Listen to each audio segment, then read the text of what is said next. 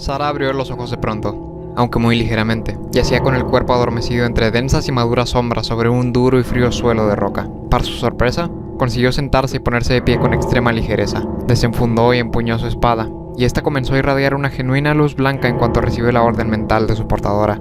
La señorita entonces adquirió una limitada idea de las dimensiones del lugar en el que se encontraba, pues la luz de esa doble hoja blanca era la única fuente de iluminación que había en todo ese luctuoso santuario. Existía en ese gran espacio vacío un muy tenue pero real, fantasmal y lóbrego eco, proveniente de la nada y de ningún lado. La única superficie rocosa que Sara podía observar era el suelo, pues hacia arriba y hacia los lados solo podía contemplarse un mar de tinieblas. Caminó hacia su derecha con la esperanza de encontrar algún muro, y al cabo de algunos minutos lo encontró. El muro era ondulado, todavía más rugoso que el suelo, y se extendía hacia arriba y hacia los lados, por lo que parecía ser una trayectoria interminable. Sara trató de ataviarse de luz, pero no pudo hacerlo. Había un inofensivo pero estricto peso espectral en ese entorno que le impedía llevar a cabo una transformación exitosa. Regresó por la dirección por la que había llegado ahí, y caminó durante unos largos momentos en busca de una pared paralela a la que había hallado. Cuando tuvo a la vista el gigantesco muro rocoso opuesto al otro de antes, se encontró con que había numerosas puertas instaladas por todo lo largo de la inconmensurable pared. La mujer estuvo inerte unos instantes frente a una de las puertas hasta que se decidió a girar la perilla. La puerta hizo un claro y pronunciado sonido, tanto al abrirse como al cerrarse, y ese fue el único sonido, aparte de las pisadas de Sara y los ecos infernales, que había perturbado el silencio del lugar desde que ella despertó. La señorita se disponía a avanzar por el estrecho túnel cuando se dio cuenta de que a su lado había palabras escritas, con lo que innegablemente era sangre. Decían algo como lo siguiente: larga línea oscilante de peligro. La guardiana de los muertos aguarda. Un clima celestial está reservado al que persevere. No se logrará mientras se prolongue. Dominarán los ambientes tempestuosos. Sucederá que Enish saldrá de la esfera. La mujer rey llegará ahí entonces. Sara leyó esas frases entrecortadas varias veces. Las partes faltantes del texto estaban difuminadas, de tal forma que no podía leerse nada además de lo que todavía permanecía. Cuando su vista dejó de estar inmersa en los renglones, miró hacia el suelo, y se percató de que había una gran mancha de sangre seca, pero allí no había ningún cadáver o resto de él.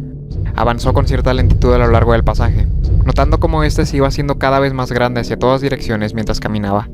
Al avanzar, ella iba especulando sobre cómo habían llegado ahí las manchas de sangre que se repetían por la extensión del sendero recto. Llegado a cierto punto, se encontró con que el camino se curvaba de forma pronunciada hacia la derecha, y justo en el comienzo de la curvatura, los vestigios de sangre volvían a aparecer. Sara avanzó con un poco de urgencia por ese pasillo, y se encontró con que tanto el suelo como las paredes a partir de ahí empezaban a estar copiosamente embarradas de sangre. Ya no solo eran manchas, sino una multiplicidad carmesí de gruesos y largos lienzos entrelazados. Había una gran cantidad de textos escritos en esos muros, pero todos los que Sara tenía a la vista tenían difuminada gran parte del contenido. Se detuvo repetidas veces para poder escudriñar algunas de las líneas que se mostraban tan fascinantes. Si la brújula cosmológica, esa es la verdad. Una sola esfera de las épocas no. La tensión emocional de toda una generación sería capaz de... El lenguaje de nuestros primeros padres. Y si la piedra está dividida, se necesitan traductores. Holly no dejaría... La magna llave permanece inmutable, y los artefactos son frascos, porque hay quienes corrompen. Encuentran un desafío en los elementos etéreos. La luz que da vida a todas las cosas, y este sol y todos los demás adolecerían su ausencia.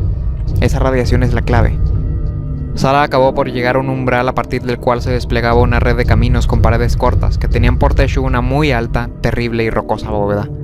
Ella bajó por una escalinata para inaugurar su trayecto por el laberinto, y mientras bajaba, observó con circunspección cómo se multiplicaban en la distancia las siluetas que desprendían un espectro púrpura y humeante. La señorita manipuló la intensidad de la luz que su espada emitía, hasta que llegó a ser realmente tenue. Entre la profunda oscuridad de esos pasajes, se esparcían los sonidos auspiciados por transfigurados, que se caían al suelo por voluntad propia, o que se golpeaban en las paredes para externar sus lamentos. Esa nube de ruidos repetidos daba a Sara la oportunidad de cortar las cabezas de algunas de esas criaturas, sin el temor de que el cuerpo fuera a llamar la atención a caer al suelo. A diferencia de ocasiones pasadas, esos macabros enemigos ahora estaban en su mayoría cabizbajos o tirados en el camino. Un hedor de miseria y derrota, casi tan denso e interminable como el espectro púrpura que los cubría, salía exudado de ellos. Y la anchura, longitud y profundidad de esa miseria, Sara no podía saberlas. A pesar de ello, los transfigurados lucían más peligrosos que cuando se mostraban más avispados y pensantes. En más de una ocasión, Sara se rehusó a matar a alguno de ellos, por la compasión experimentada. Un cierto pasillo quedó despejado luego de que hubo aniquilado a 2 de ellos, y ella aprovechó para encender la iluminación de su espada y observar con detenimiento el atuendo que portaban los cadáveres del sendero. Los transfigurados que ella derribó portaban ropas comunes y corrientes, pero había otros cuerpos tirados, que tenían una vestimenta que Sara jamás había visto antes. La circunspecta mujer se hincó al lado de uno de ellos e inspeccionó una de las insignias que tenía pegadas al pecho. A los pocos segundos, ella giró la vista a la izquierda para percibir que una silueta se había acercado demasiado. ¿No habías encontrado ese símbolo en otro lugar?, preguntó Bruce. La sangre que circulaba por su cuerpo entero se congeló momentáneamente en el instante en el que ella comenzó a gatear con brusquedad, de espaldas hacia atrás, mientras profería esperpénticos clamores de pavor desgarrador. La silueta de su amigo desapareció cuando Sara extendió la espada iluminada hacia donde él había estado. Permaneció en el suelo, sujetando la espada, sudando y respirando de forma entrecortada, al mismo tiempo que escuchaba el disturbio que sus gritos habían provocado. La dama cerró sus ojos, esperó unos momentos y se dispuso a correr hacia el otro extremo del pasillo, de donde provenía una marea de lamentaciones cada vez más acrecentada. Ninguno de los miembros del grupo que se había congregado para ir en busca de la fuente de los gritos propagados logró desempeñar una resistencia eficaz contra los destructores cortes de la doble hoja que, investida con el poder de una amarga y blanca indignación, comenzó a rebanar y desgarrar sus cuerpos con inmisericordia, premura y coraje. Cuando Sara hubo finalizado su labor asesina, se mantuvo de pie entre los cuerpos, elevó la vista y, empuñando con fuerza la espada, suspiró en medio de la tranquilidad recién reclamada.